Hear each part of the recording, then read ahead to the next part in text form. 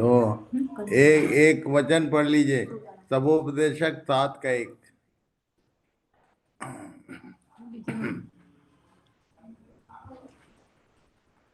सबोपदेशक 7 अध्याय उसका 1 पद।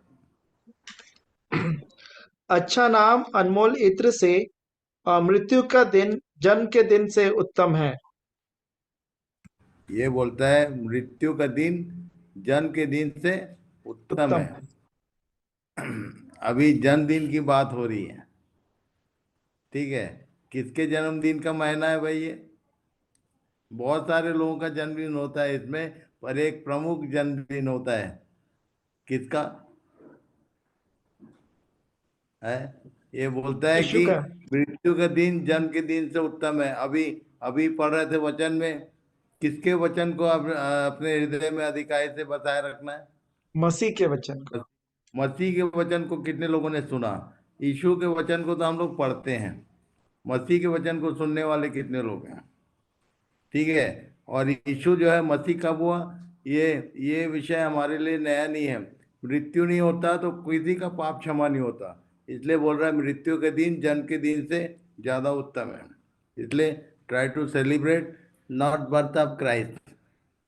किसको? फसा फसा का बलिदान को याद कर रखो, उसको सेलिब्रेट करना चाहिए। ठीक है। इसलिए लिखा वो ये पौलुस ने कि आओ हम उत्सव में आनंद मनाएं। ठीक है। कौन सा हमारे लिए उत्सव क्या है? इसलिए जिस दिन क्रूस पे चढ़ाया गया सारा संसार गुड फ्राइडे बोलता है। ये गुड क्रिसमस कहीं सुना क्या है? अच्छा, ये क्रिसमस तो बाद में मिला है, एक्चुअल शुरू कहाँ से हुआ था? एक्चुअल वर्ड क्या है? एक्समस। तो एक बात जो विशेष आज मैं बताना चाहता हूँ, दूसरा तीमुथियुस 2 अध्याय उसके 7 से 17 तक पढ़ो। इस विषय को याद रखना सब लोग, फालतू टाइम वेस्ट मत करो कोई। 7 से 17 तक। दूसरा तीमुथियुस दूसरा अध्याय 7 से 17। जो मैं कहता हूँ उस पर ध्यान दे। और ये जो ये पौलुस बोल रहा था कि जो मैं कहता हूँ उस पर ध्यान दे। क्या क्या कौन सी बातें ध्यान देने लायक? आगे बढ़ो। और प्रभु तुझे सब बातों की समझ देगा। हम्म। यीशु मसीह को स्मरण रख, जो हम्म। दाऊद के वंश से हुआ और मरे हुओं में से जी उठा, और यह मेरे सुसमाचार के अनुसार है। ये सुसमाचार में उसने मरे हुए में से जी उठने को प्रमुख बताया है। यदि वो मरे हुए में से जी नहीं उठता ना, तो मसीह नहीं होता वो। आगे बढ़ो। जिसके लिए मैं कुकर्मी के समान दुख उठाता हूँ, हाँ, यहाँ तक कि जितने कैद भी भी जो हूँ। लोग हैं ना, जो मसीह की बात करते हैं वो कुकर्मी की नहीं दुख उठाते हैं। मतलब जो कुकर्म किया नहीं उसके विषय में बातचीत होती। मैंने भी इस बात को अपने जीवन में देखा। आगे बढ़ो। यहाँ तक कि कैद भी हूँ, परंतु परमेश्वर का वचन कैद नहीं। हम्म। इस कारण मैं चुने हुए लोगों के लिए सब कुछ सहता हूँ, कि वे भी उस उद्धार को जो मसीह यीशु में है अनंत महिमा के साथ पाएं। उद्धार के साथ ही पहला शब्द क्या है? मसीह यीशु। यीशु सेकेंडरी है, मसीह प्रथम स्थान पे। मसीह यीशु, यदि यीशु मसीह यीशु नहीं हुआ तो सारे लोग नाश होने वाले हैं, इसको याद रखना। मसीह यदि प्रायोरिटी में नहीं है तो यीशु का, ईसाई लोग यीशु यीशु सबसे ईसाई बनता है, मसीह से क्रिश्चियन होता है। और आगे पढ़ो। यह बात सच है कि यदि हम उसके साथ मर गए हैं तो उसके हम्म। साथ जिएंगे भी। मरना जरूरी है, इसलिए यीशु का मरना भी जरूरी था, हमारा भी मरना जरूरी है। अभी आज हम लोग अपनी बातचीत से अपने आप को खड़ा करने का प्रयास करते हैं। मालूम है कौन बोल रहा था? फलाना बोल रहा था। बोले फलाना मरा कि नहीं? आगे बढ़ो। यदि हम धीरज से सहते रहेंगे तो उसके साथ राज्य भी करेंगे। यदि हम उसका इनकार करेंगे तो वह भी हमारा इनकार करेगा। बढ़ो। यदि हम अविश्वासी भी हों तो भी वह विश्वास योग्य बना रहता है, क्योंकि वह आप अपना इनकार नहीं कर सकता। आगे। इन बातों की सुधि उन्हें दिला और प्रभु के सामने चिता दे, कि शब्दों पर तर्क वितर्क ना किया करें, और जिनसे रेड लाइन में मार्क कर लो सब लोग। शब्दों पे तर्क वितर्क ये ज्ञान बगाड़ने का काम है, कि फलाना शब्द के बारे में ये बताओ वो बताओ, ये फालतू बातें हैं सब। जीवन की बात करो, जीवन से संबंधित क्या है, और आगे बढ़ो। जिनसे कुछ लाभ नहीं होता, वरन सुनने वाले बिगड़ जाते हैं। शब्दों पर तर्क करने से कोई लाभ नहीं होता, केवल ज्ञान बढ़ता है। और आगे। अपने आप को परमेश्वर का ग्रहण योग्य और ऐसा काम करने वाला ठहराने का प्रयत्न कर जो लज्जित होने न पाए, और जो सत्य के वचन को ठीक रीति से काम में लाता हो। वचन को ठीक रीति से काम में लाना का मतलब वचन को अपने जीवन में अप्लाई करना। यदि अप्लाई नहीं हो रहा है कोई चीज, केवल शब्दों पर बात कर रहे हो, बात हो रही है, वो एप्लीकेशन में नहीं है, तो कोई फायदा नहीं है। आगे बढ़ो। पर अशुद्ध बकवाद से बचा रहे, क्योंकि ऐसे लोग और भी अभक्ति में ये बढ़ते जाएंगे। ये शब्दों पर तर्क को क्या नाम दिया? अशुद्ध बकवाद बोलता है। व्यर्थ बातें। और आगे। और उनका वचन सड़े घाव की तरह फैलता जाएगा। ये सड़े घाव के समान फैलता है। ये इस तरह की बातें सड़े घाव की सी फैलती हैं। घाव कैसे फैलता है मालूम है? अंदर अंदर, अंदर अंदर खाते जाता है वो, बढ़ते। घाव ऊपर ऊपर नहीं बढ़ता, अंदर अंदर और गहरा होता जाता है। इसको याद रखना। ये शब्दों पर तर्क जो है उसका ये सब बात बोल रहा हूँ। और आगे। हुमिनयुस और फिलेतुस उन्हीं में से हैं। कुछ तो यह लोग थे कह उस समय में भी, कुछ लोग हैं जिनको उस समय भी, ये दो नाम को याद रखना। इस जून में कितने नाम है उसको भी याद रखना। कौन कौन लोग शब्दों पर तर्क वितर्क और अपना ज्ञान प्रकट करने का प्रयास करते, जीवन बताओ, ज्ञान नहीं। ठीक है। तो इन बातों को ध्यान रखना कि परमेश्वर का वचन कहता है कि यीशु मुख्य नहीं है। यीशु यदि मसीह नहीं होता तो हम लोग सब के सब पाप में फंसे रहते थे अभी भी। उसके लहू के कारण, बिना लहू बहाए पापों की क्षमा नहीं होते, हम लोग जानते हैं। यीशु ने लहू बहाकर हमको पापों की क्षमा दी है। एक ही जन है जिसने दुनिया में अपना लहू पाया, और इसलिए हम उसकी बात करता है पौलुस। यीशु जो मसीह था, यीशु जो मसीह है, यीशु के बाद यीशु जन्म लिया था। जन्म के समय में उसका नाम क्या बोला? यीशु मसीह रखना बोला था। यीशु रखना। ये जो पृथ्वी पर घूमता था, जितने दृष्टांत बताए, जितने जितनी भी उपदेश, ये सब किसने किया? यीशु मसीह ने नहीं किया। वही बात जीसस, ये यीशु था। पर वो मरने के बाद जब जी उठा तब उसको मसीह नाम दिया गया।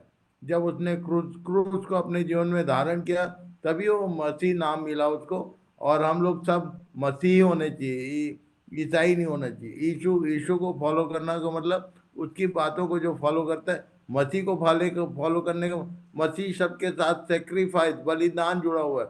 यदि हमारे जीवनों में बलिदान का भाग नहीं है, यदि हम अपने को बलि करना नहीं जानते हैं, तो हम मसीह नहीं हो सकते। रोमी 12 का एक बार और पढ़ लो।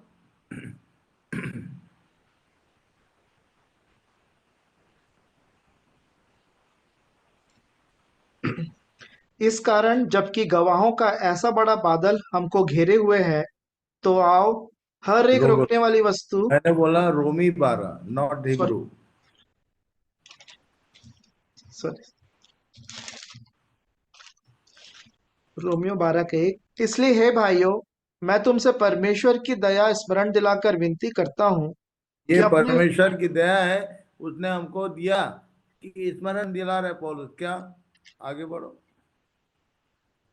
कि अपने शरीरों को जीवित और पवित्र और परमेश्वर को भावता हुआ बलिदान करके चढ़ाओ।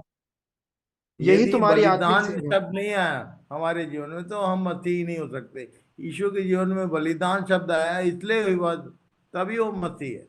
ठीक है। एक ऐसा व्यक्ति जो अपने लिए नहीं आया था, दूसरों के लिए जिया। एक ऐसा व्यक्ति बनो जो अपने लिए नहीं जीता, दूसरों के लिए जीता है, जिसका हर सांस अपने लिए नहीं है, दूसरों के लिए। यदि ऐसा हो सका तभी मसीह होंगे हम। इसको याद रखना सारे लोग। ये क्रिश्चियन का मतलब ही होता है कौन? जो मर गया, जो जो मर के जी उठा, जिसके पास पुराना स्वभाव कुछ भी नहीं है। मैं सिंप्लीफाई करता हूँ कई बार। क्रिश्चियन का डेफिनेशन क्या है? पिंकी है क्या? पिंकी जी रायपुर, जी जी। Are you there? यस। ध्यान से सुनो मेरी बात। जी। क्रिश्चियन मीन्स इंडियन किसको बोलते हैं? हु इज जो इंडियन? इंडिया में रहते हैं, हाँ, तो क्रिश्चियन मतलब क्या हुआ?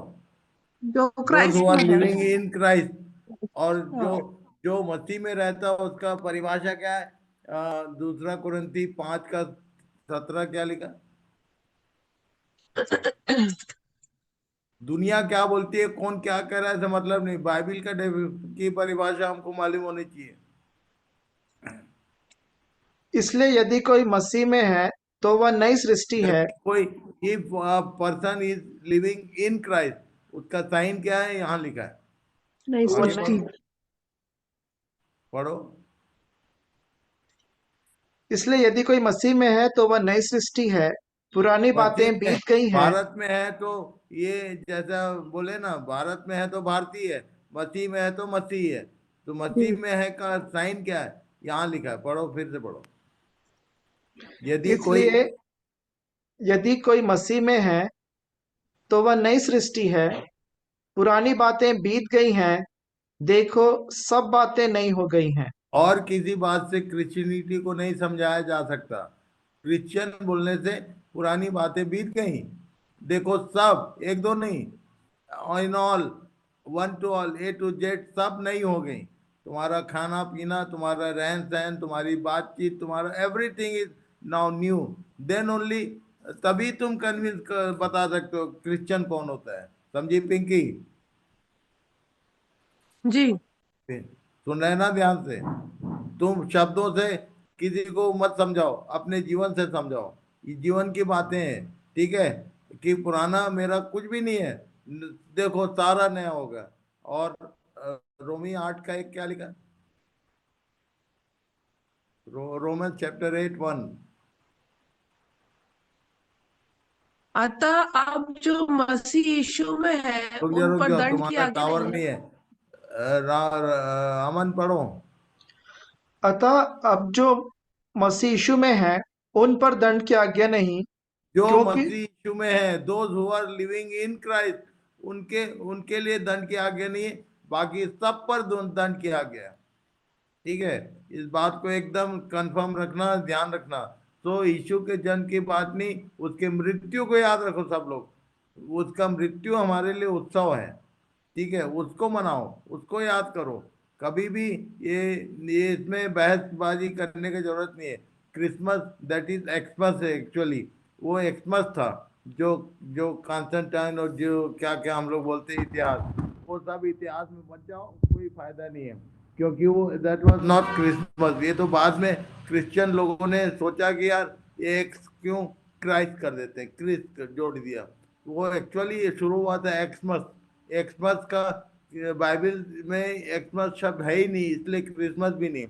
ये एक्स एंड मास, MAS है वो, एक्स डैश MAX होता है। तो ये शब्दों पर मत जाओ, बिना मतलब का व्यर्थ बात है वो।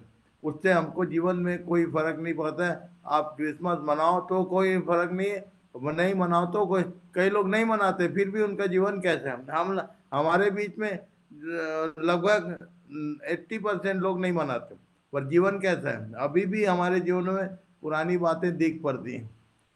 इन विषयों को ध्यान करो, इस पर वजन बनाओ, इस पर वेट डालो। प्रभु सबकी सहायता करे। Thank you very much.